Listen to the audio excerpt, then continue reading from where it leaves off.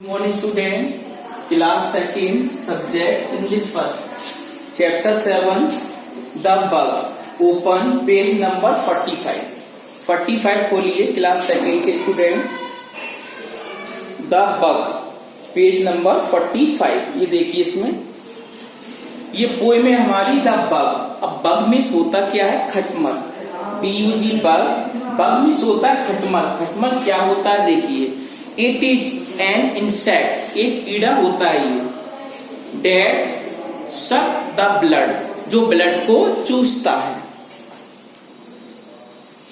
And it is found, यह पाया जाता है इन dirty houses and beds.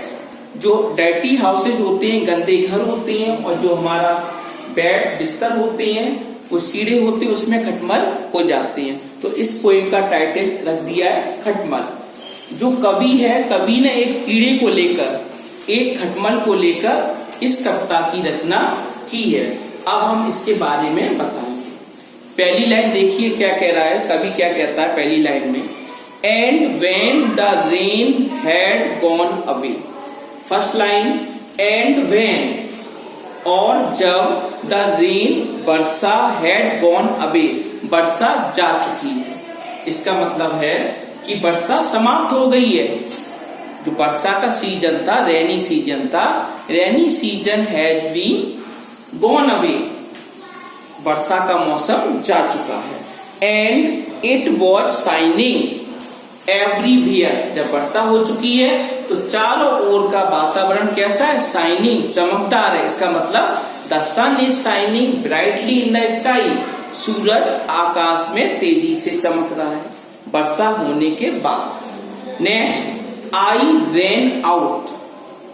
I ran, मैं दौड़ा, आउट, बाहर, on the walk to play, जैसे ही वर्षा समाप्त हुई.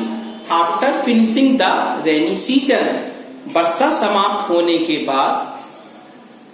The atmosphere is very clear, जो एटमॉस्फेयर था वेरी क्लियर हो गया. क्लियर का मतलब the sky is very clear and the sun is shining very brightly, सूरज भी तेजी से चमक रहा है. उसके बाद क्या हुआ? कभी क्या कहता है? आई रेन आउट, मैं भी बाहर आया, on the walk to play, खेलने के लिए. जब मौसम साफ हो गया, आफ्टर डेट, उसके बाद, the poet wants to play in the open places, कभी खुले मैदान में खेलना चाह रहा, इसलिए वह बाहर आ जाता है. फोर्थ लाइन, चौथी लाइन क्या कह रही है? And found a little bug there, जब कभी खेल रहा था. When the poet is playing in the field, जब कभी खेल रहा था तभी अचानक सडनली ही सा ए बग देयर, उसने एक खटमल वहां पर देख लिया. ये चार लाइन क्लियर हो गई. अब देखिए next line. And he was running just as fast. And he was running, और वह तेजी से चल रहा था, जस्ट एज फास्ट, जितना कि वह भाग सके. एज एनी लिटिल बग, यह छोटा सा प्राणी, यह छोटा सा खटमल. कुड रन, जितना कि दौड़ सके. अनटिल, जब तक. ही स्टॉप, जब तक वह रुका.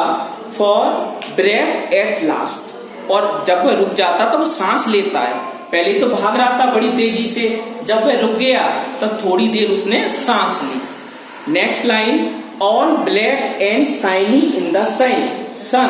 अब वो क्या कह रहा है? कभी क्या कह रहा है? कभी इसमें इन दिस लाइन, इस कविता में, the poet describes the quality of A bug. कभी इस कविता में उस खटमल की विशेषता बता रहा है. अब विशेषता क्या है? All black and shiny in the sun. During the sun, सूरज की रोशनी में. During the sunlight, the bug looks, जो खटमल दिखाई पड़ता है कैसा? ब्लैक, काला, एंड शाइनी, और चमकदार दिखाई पड़ रहा था कवि को. अगली लाइन देखिए. एंड देन, तब उसके बाद. ही चिर्ड ए सॉन्ग टू मी, खटमल एक प्रकार की आवाज करता है. चिर्ड आवाज करता है, उसमें गीत गा रहा है. जैसे खटमल हुआ, झींगुर हुए, ये एक प्रकार की आवाज करते हैं. तो खटमल भी यहाँ पर एक आवाज कर रहा है. इस लाइन में कवि खटमल की आवाज का वर्णन कर रहा है. In this line the poet describes the song of the bug, खटमल की आवाज का वर्णन कर रहा है। एंड गेव हिज विंग्स, और जो उसके पंख होते हैं, इट टग, टग में सोता खींचना, जब वह चल रहा तो पंखों से वह खींच रहा है वो। And that is the way he showed that he was very glad, जब वो चलता है तो कभी महसूस कर रहा है कि बहुत खुश है। टू बी ए बग, कभी भी चाहता कि मैं भी खुशी के कारण बग बन जाऊं, एक खटमल जैसा दिखाई पड़ता। इस कविता को अच्छी तरह से घर पे आप पढ़ना और याद करना।